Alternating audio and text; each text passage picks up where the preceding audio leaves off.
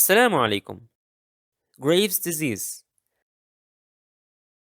Graves' disease is an autoimmune disorder that causes hyperthyroidism.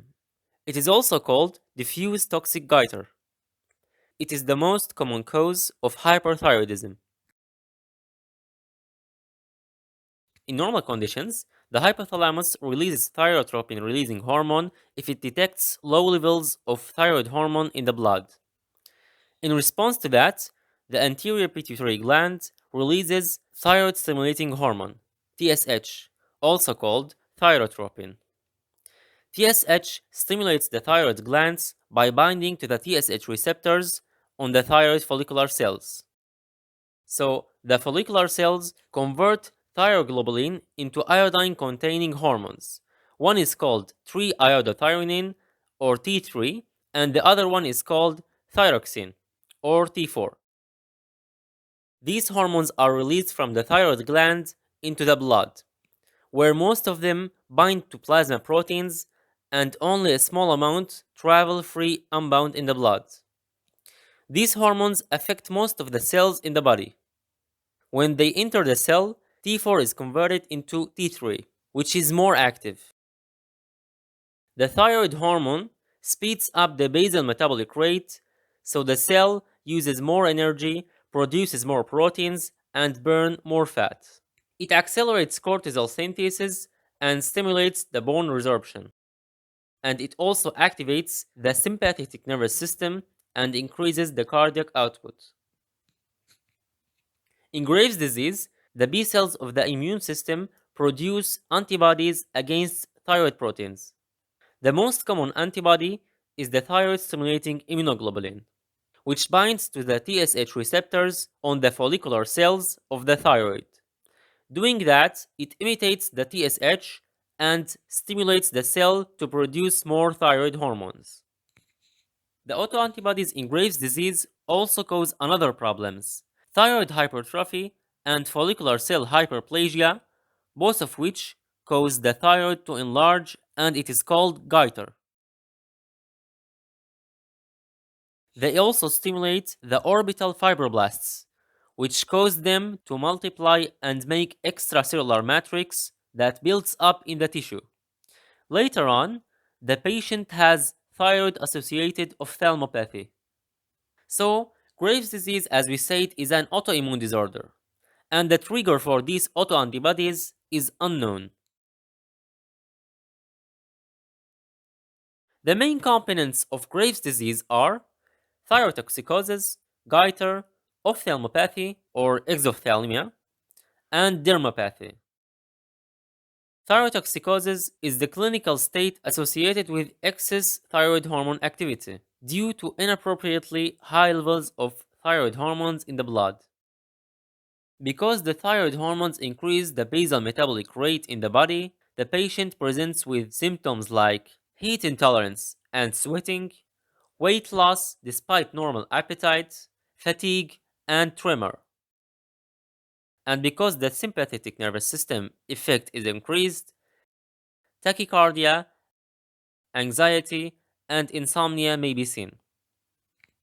While in all thyrotoxicoses we see bulging eyes because of sympathetic activation, in Graves' disease, as a result of additional activation of orbital fibroblasts, the patient presents with symptoms like exophthalmia and double vision. The autoantibodies stimulate fibroblasts in the orbit as well as in the tibia. They produce glycosaminoglycans, and when they build up, they cause local inflammation and swelling in the tissue. So we see the symptoms periorbital edema and pretibial myxedema.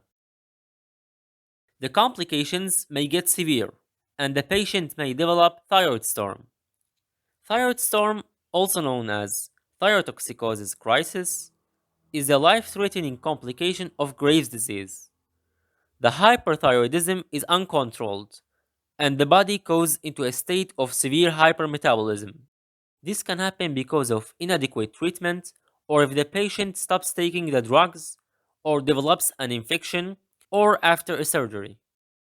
In thyroid storm, the symptoms of hyperthyroidism become more aggressive. including high fever and cardiac arrhythmia.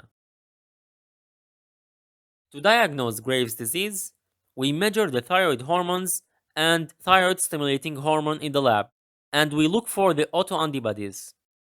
The thyroid hormones are high, especially the active form T3. TSH levels are low because they are not released, of course, due to high thyroid levels in the blood. Thyroid stimulating immunoglobulins and some other antibodies are detected. To support the diagnosis, we make a radioiodine scan to measure the iodine uptake. The result must be high. Thyroid ultrasound shows thyroid tissue heterogenic and diffusely enlarged. Graves' disease is usually treated with medications. We give antithyroid medications or thionamides like propylthiouracil and methimazole. They work by blocking thyroid hormone production and release. We give beta blockers like atenolol to treat the symptoms of hyperthyroidism and improve tachycardia. We also can use radioactive iodine therapy to destroy the overactive thyroid function. And if we do so, we must follow it with hormone replacement therapy. And finally, surgery may also be an option as well. To treat exophthalmia, we use steroids like prednisolone, or we can do radiation therapy and surgery. That was all for Graves' disease. Now let's make a quick review. Diffuse toxic goiter, or Graves' disease, is an autoimmune condition characterized by a diffusely hyperplastic thyroid gland with excessive overproduction of thyroid hormone. It is the most common cause of hyperthyroidism. Its main components are thyrotoxicosis, goiter, ophthalmopathy, and dermopathy. This concludes our discussion about the subject. If you want to test your knowledge by solving the questions, continue the video.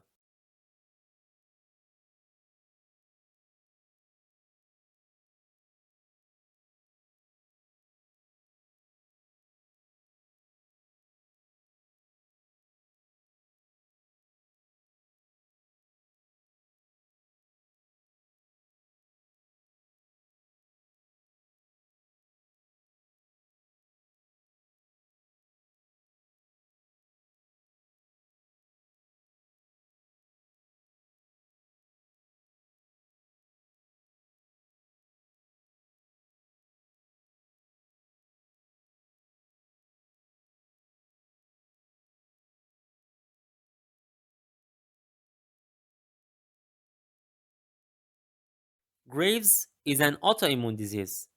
Thyroid stimulating immunoglobulins imitate the thyroid stimulating hormone and they cause the thyroid gland to produce high amount of thyroid hormones. In contrast, TSH release from the anterior pituitaries is decreased with negative feedback.